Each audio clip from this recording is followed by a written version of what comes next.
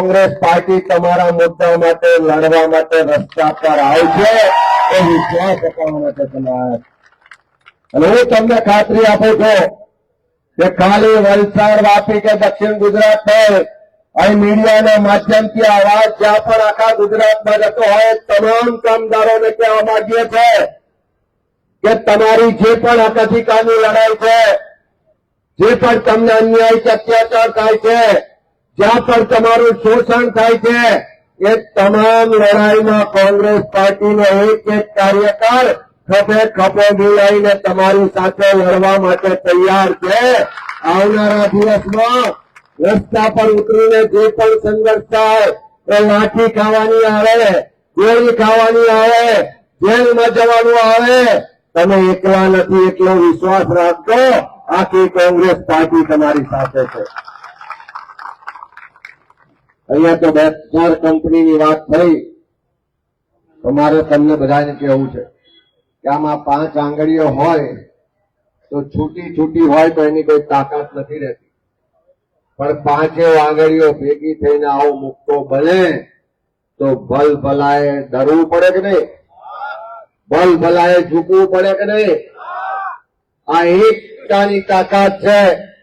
કદાચ આજે 2-4 કંપનીના કામદારોને અન્યાય થાય છે તેમણે અવાજ ઉઠાવવાની શરૂઆત કરી હું તમારા માધ્યમથી આ મંચના માધ્યમથી તમામ કામદારોને કહું છું કે આજે એક કંપનીનો વારો છે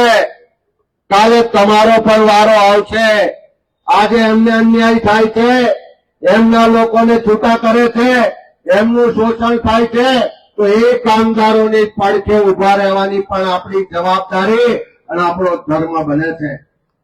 ભેગા થઈને લડીશું તો ભલભલાઓને ઝુકાવી શકીશું અને આ તો લોકશાહી છે આપણા મતથી સરકાર બની છે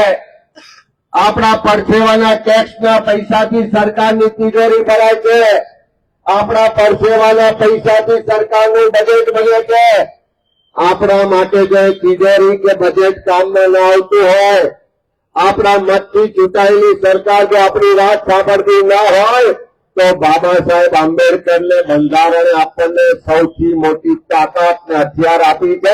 એ મતનો અધિકારની તાકાત ને હથિયાર આપ્યું છે એ દેશના વડાપ્રધાન હોય એના મતની કિંમત પણ એક છે અને આપણો કોઈ સામાન્ય માણસ હોય કામદાર હોય તો એના મતની કિંમત પણ એક છે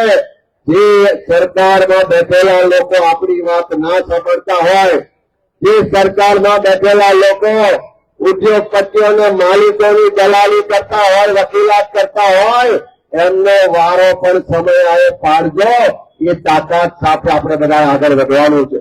આજે ફરી તમને કહું છું કે અહીંની લડાઈમાં આખી પાર્ટી તમારી સાથે છે અને તમને બધાને વિનંતી કરું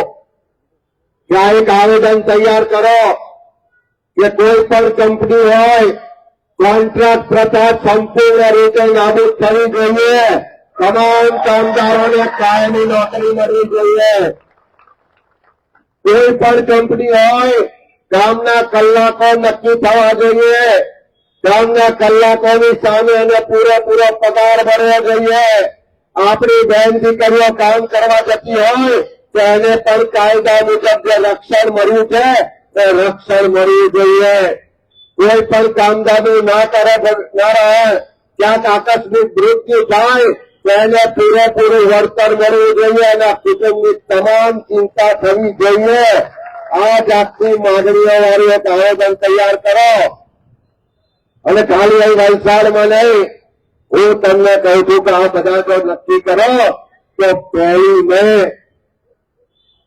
કયો દિવસ છે બોલતા નથી કયો દિવસ છે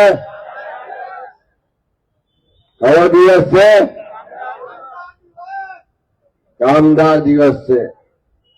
અને આ 1 મે કામદાર દિવસ સુધી એ તાકાત આપણે બતાવી હોય કે કામદારોની શું તાકાત છે તો અહીંયા જે પ્રશ્નો રજૂ થયા છે એનું સમાધાન ના થાય તો આવજો 1 મે ગાંધીનગર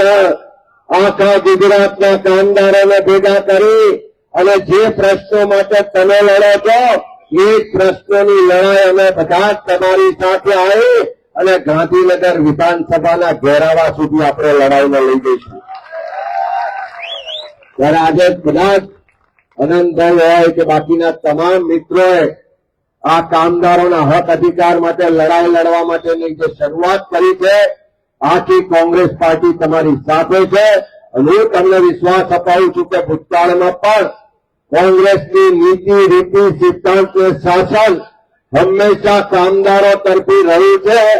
અને આવનારા સમયમાં પણ તમામ કામદારોના હક અધિકારની જે પણ વાત હશે, કોંગ્રેસ પાર્ટી તમારી સાથે છે. એ વિશ્વાસ સાથે બધાનો ખૂબ ખૂબ આભાર. જય હિન્દ, જય ભારત. આભાર સર્વેનો. અંતે હું એટલું કહીશ કામદાર મિત્રોને, કોંગ્રેસના કાર્યકર્તા તમામને, બહુ જ ટૂંકી નોટિસમાં અમે આ સભાનું આયોજન કર્યું છે. એ દરમિયાન આપને તકલીફ પડી હોય તો ક્ષમા કરશો. હવે આપણે રેલી રૂપે આગળ વધશું, તો સૌને રેલી રૂપે સામેલ થવા મારી વિનંતી છે.